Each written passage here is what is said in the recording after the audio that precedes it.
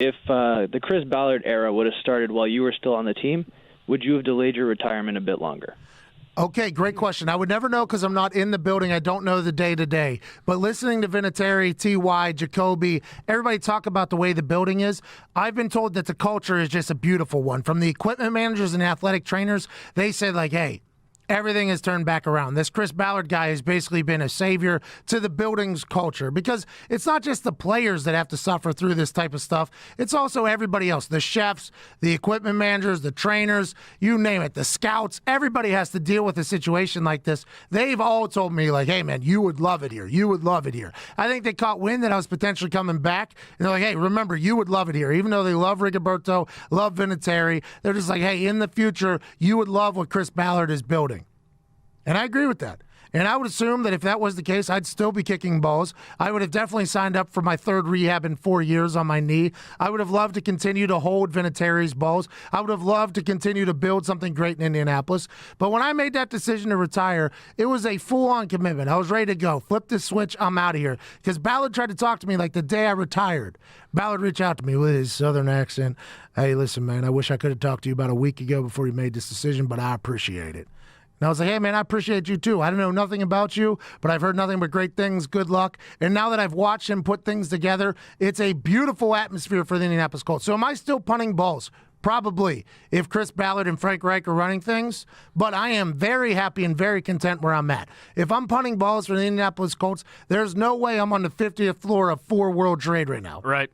There's no way we're being broadcasted to millions and millions of people on College game day and on Thursday Night Football. I mean, it's just, I'm living an absolute dream, working much harder than I did when I was kicking balls, but I'm living an absolute dream. Everything works out how it's supposed to because it has to.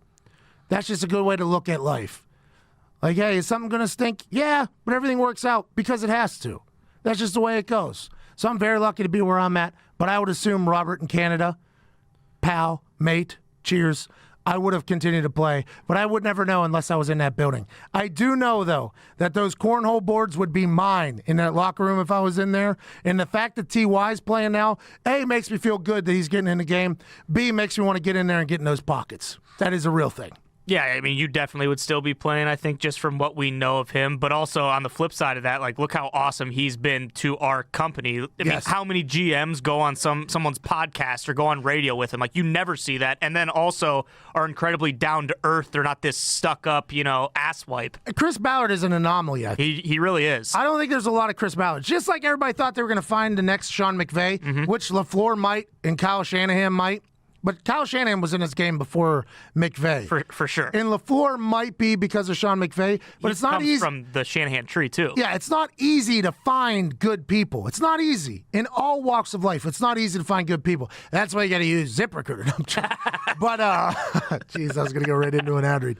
But finding a Chris Ballard for Jim Irsay will be one that'll be remembered in the Irsay legacy. I think so. Because this guy is just special from top to bottom. Not just the football operations side, but the business side of things, the way game day is handled. And the Colts fans are a completely different fan base now than they were in the past. They seem passionate. That little savage kid ripping the ball out of the other little kid's hands and throwing it back is the face of a brand new Colts fan base. A one that's loud, passionate, and ready to go. That doesn't happen without Chris Ballard. This team is nowhere near where they're at right now without Chris Ballard. Just like the Patriots have incredible front office by Belichick and the boys, the Colts have one too. And I'm excited to see that rivalry potentially become a rivalry again as opposed to the bug in the windshield it's been for a long time, with the Patriots obviously being the windshield and the Colts being the bug for a while. AFC's heating up. NFC's heating up. World Series is tomorrow. Joe Buck's joining us. We got Ed Reed on Friday. Kyle Van Noy's joining us tomorrow. I mean, we got a lot of great things happening this week, and we are so thankful that you listen and watch.